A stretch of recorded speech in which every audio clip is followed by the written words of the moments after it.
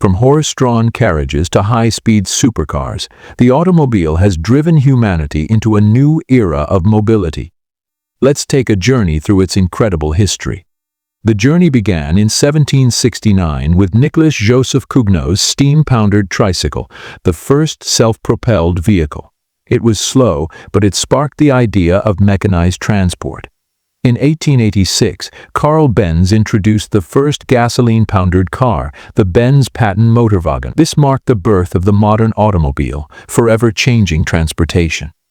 By 1908, Henry Ford revolutionized the industry with the Model T and the assembly line. Cars became affordable, bringing personal transportation to the masses. The mid-20th century brought iconic designs, from sleek convertibles to rugged trucks. Cars became symbols of freedom and style. Today we've entered the era of electric and autonomous vehicles. Brands like Tesla are leading the charge toward a greener, smarter future.